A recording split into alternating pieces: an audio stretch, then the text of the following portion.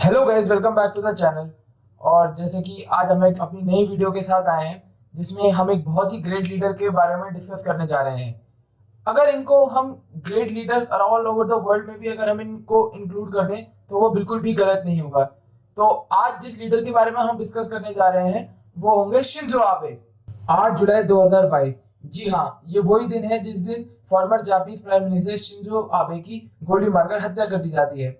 अगर हम इस इवेंट को थोड़ा सा समझें तो ये बहुत ही चौंका देने वाला ये हादसा हुआ है, क्योंकि जब हम जापान जैसे देश का नाम सुनते हैं तो उसकी एक अलग ही छवि हमें हमारे दिमाग में एक बन जाती है, जिसमें हमको ये बात बहुत अच्छे से पता है कि जापान कितना पीसफुल देश है और ऐसी घटनाएं वहां पे होना बहुत ही रेयर बात है।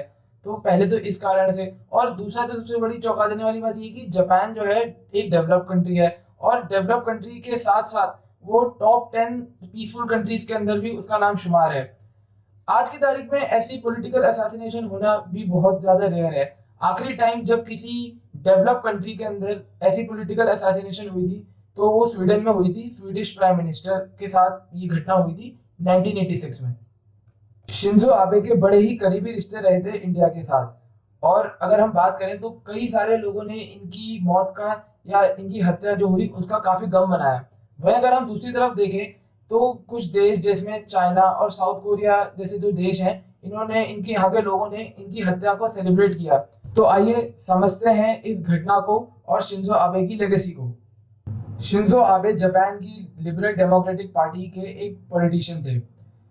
कुछ ही समय के अंदर जापान में इलेक्शंस होने वाली थी, जिसकी वजह से वो अपने पॉलिटिकल कैंडिडेट के लिए कैंपेनिंग कर रहे थे। तो हुआ यूं कि 11:30 बजे सुबह जब ये अपना एक स्पीच दे रहे थे कैंपेनिंग के दौरान, तो एक गोली चलने की आवाज आई। वहां पे खड़ी जो ऑडियंस या जो जनता थी वो काफी शॉक्ड रह गई और लोगों को इतना टाइम ही नहीं मिला कि इस पे कैसे रिएक्ट किया जाए। शिंजो की जो सिक्योरिटी टीम थी वो भी वहां पे मौजूद थी, पर उन्होंने कोई इतने ज्यादा चेक्स या बैरियर्स वहां पे नहीं लगा रखे थे, जिसकी वजह से ये आदमी जिसने गोली चलाई ये इनके काफी करीब आ गया और इसने इन्हें शूट कर दिया। इस आदमी ने अपनी हैंडमेड गन से ही इनको शूट किया है, और शूट करने के बाद जैसे ही ये वो उनको गोली लग गई तो इसने बिल्कुल वहां से एस्केप करने की भी कोशिश नहीं की। तो इसको सिक्योरिटी ऑफिशियल्स ने जो वहां पे उस टाइम प्रेजेंट थे उन्होंने पकड़ लिया, और आज की तारीख में ये वहां के पुलिस की कस्टडी में है।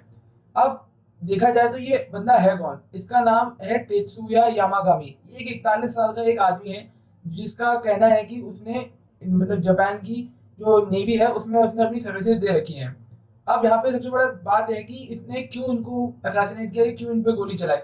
इसका कहना है कि इसकी मदर ने एक रिलीजियस ग्रुप को बहुत ही ज्यादा दान या चैरिटी करी थी, जिसकी वजह से आज की डेट में वो बैंकरप्ट हो गई। और यहाँ पे समझने सबसे इंटरेस्टिंग बात ये है कि शिंजो आबे ने उस रिलीजियस ग्रुप को प्रमोट कर दिया। तो पहले तो इस आदमी का जो मोटिव था वो उसी ग्रुप के किसी लीडर को मारना था, लेकिन ऐसा पॉसिबल नहीं हो पाया, जिसकी वजह से इसने शिंजो आबे को अपना एक टारगेट बनाया। Japanese prime minister Fumio Kishida ने इस घटना को कंडेम किया और कहा कि ये एक बैरबैरिक और मेलिशियस एक्टिविटी है। साथ ही साथ उन्होंने ये भी कहा कि ये जो घटना हुई है ये हमारी डेमोक्रेसी के फाउंडेशन के अगेंस्ट है।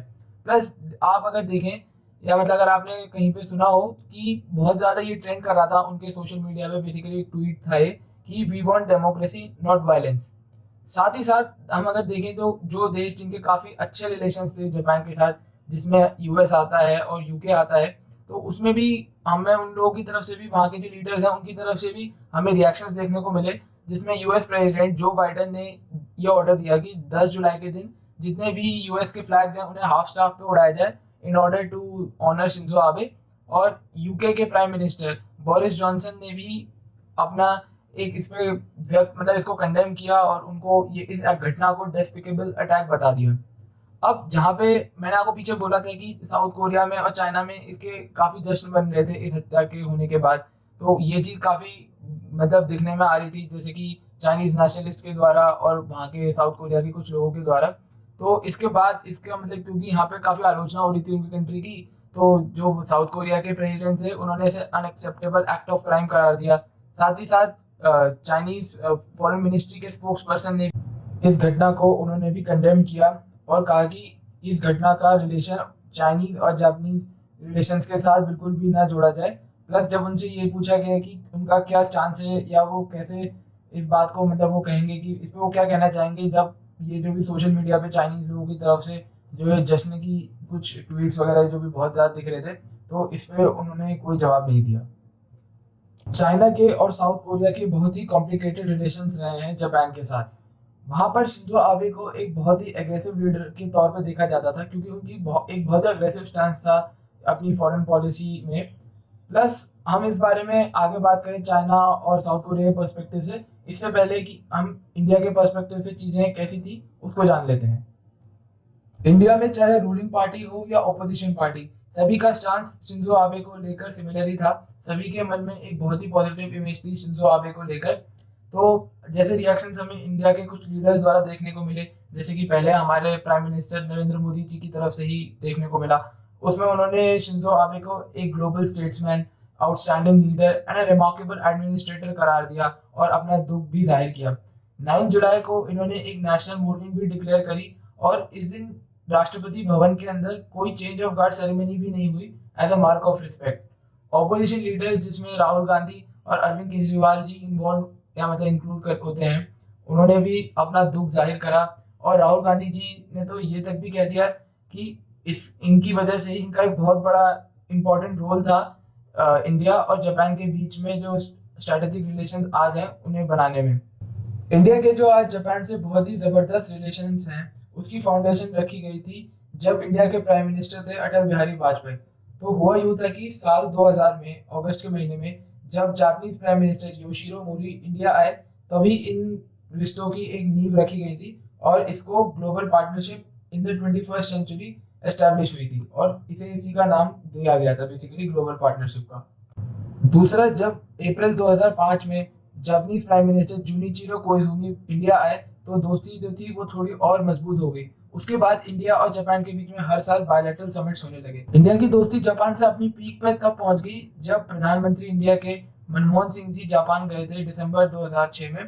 तब ये दोस्ती जो है स्ट्रैटेजिक एंड ग्लोबल पार्टनरशिप में जाकर तब्दील हो गई।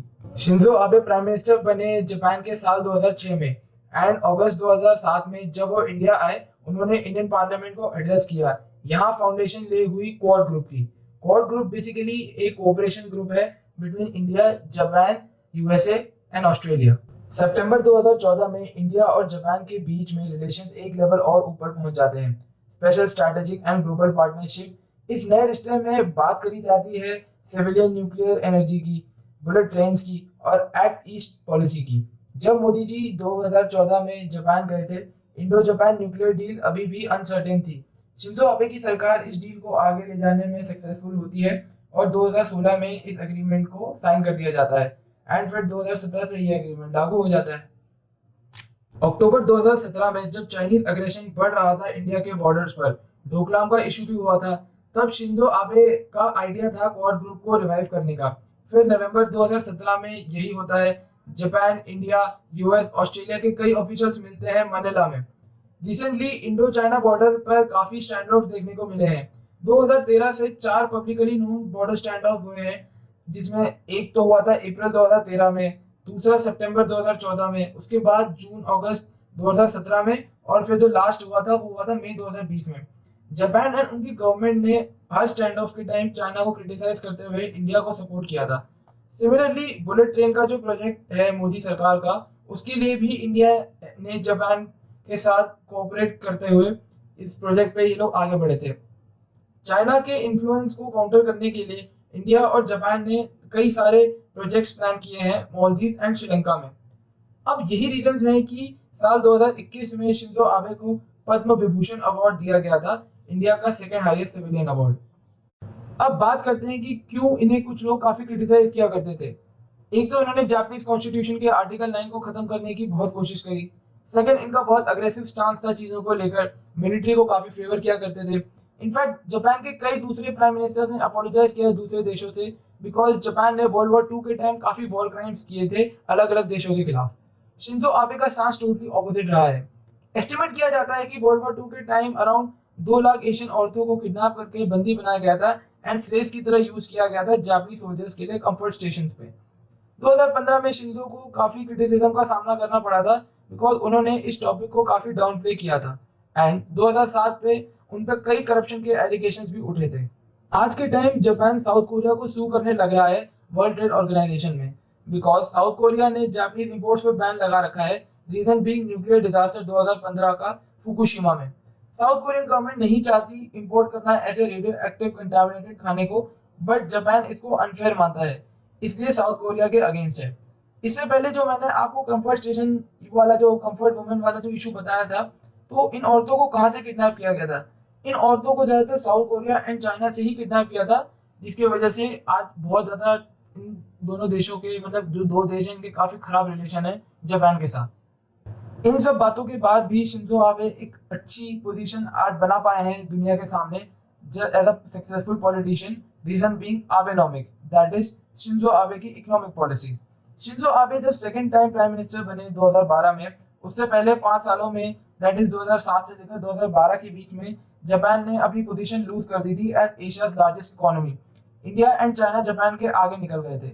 आबे इकोनॉमी को रिवाइव करने के लिए जो कदम उन्होंने उठाए उन्हें ही आबेनॉमिक्स कहते हैं, और इसमें 3 बड़ी स्ट्रेटजीज थी। एक तो अल्ट्रा लो इंटरेस्ट रेट्स करना, मतलब इसमें कन्वीनियंट बना दिया था उन्होंने लोन लेना एक आम आदमी के लिए। उसके बाद इंक्रीज गवर्नमेंट स्पेंडिंग, मतलब खर्चा करना अपने इंफ्रास्ट्रक्चर में, एजुकेशन सिस्टम पे और स्किल डेवलपमेंट में।